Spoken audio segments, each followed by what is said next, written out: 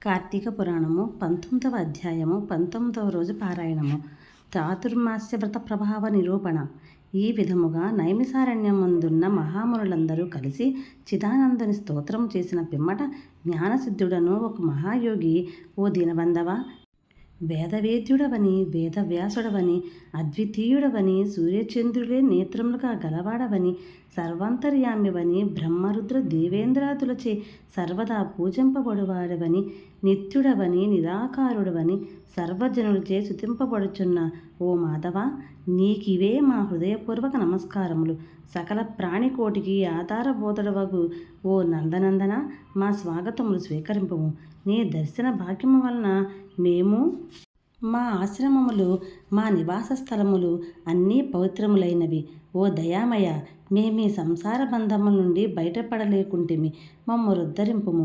మానవుడెన్ని పురాణములు చదివినా, ఎన్ని శాస్త్రములు విన్నా నీ దివ్య దర్శనమును బడేజాలడు. నీ భక్తులకు మాత్రమే నీవు దృగ్గోచరుడగవుతువు. ఓ గజేంద్ర రక్షక, ఉపేంద్ర, శ్రీధర, ఋషికేశ, నన్ను కాపాడము అని మైమరిచి స్తోత్రము చేయగా శ్రీహరి చిరునవ్వు నవ్వి, జ్ఞానసిద్ధ, నీ స్తోత్రవచనములు నేనంతయు సంతసించుతిని. నీకిష్టమొచ్చిన వరములు కోరుకొనుము అని పలికెను.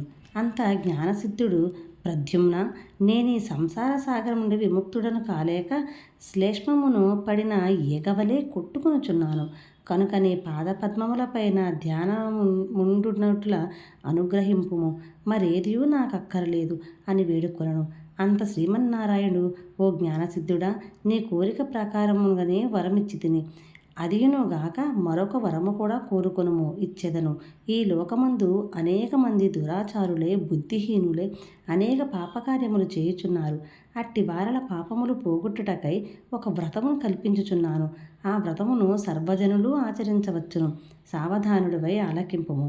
నేను ఆషాఢ శుద్ధ దశమి రోజున లక్ష్మీదేవి సహితముగా పాలసముద్రమున శేషశయ్యపై పవళింతును. తిరిగి కార్తీక మాసమున శుద్ధ ద్వాదశి వరకు చాతుర్మాసం అని పేరు. ఈ కాలములో చేయు వ్రతములు నాకు మిక్కిలి ప్రీతికరము. ఈ వ్రతము చేయు వారలకు సకల పాపములు నశించి నా సన్నిధికి వత్తురు. ఈ చాతుర్మాసములందు వ్రతములు చేయని వారు నరకకోపమునబడుదురు. ఇతరుల చేత కూడా ఆచరింప చేయవలెను. దీని మహత్యమును తెలిసియుండియు వ్రతము చేయని వారికి బ్రహ్మహత్యాది పాతకములు కలుగును. వ్రతము చేసిన వారికి జన్మజర వ్యాధుల వలన కలుగు బాధలుండవు. దీనికి నియమితముగు ఆషాఢ శుద్ధ దశమి మొదలు శాకములను, శ్రావణ శుద్ధ దశమి మొదలు పెరుగును, భాద్రపద శుద్ధ దశమి మొదలు పాలును, ఆశ్వయుజ శుద్ధ దశమి మొదలు పప్పు దినుసులను విసర్జించవలేను. నా యందు భక్తి గలవారిని పరీక్షించటకే నేనిట్లు నిద్రావ్యాజమున శయనింతును.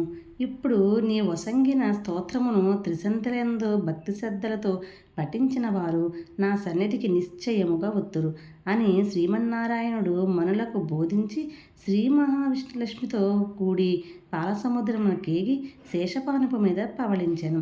వశిష్ఠులు జనక మహారాజుతో, రాజా, ఈ విధముగా విష్ణుమూర్తి జ్ఞానసిద్ధి మొదలగు మునులకు చాతుర్మాస వ్రత మహత్యమును ఉపదేశించెను. ఈ వృత్తాంతమును అంగీరసుడు ధనలోభునకు తెలియజేశాను. నేను నీకు వివరించినాను గాన ఈ వ్రతము ఆచరించుటకు స్త్రీ పురుష భేదము లేదు. అన్ని జాతుల వారు చేయవచ్చును.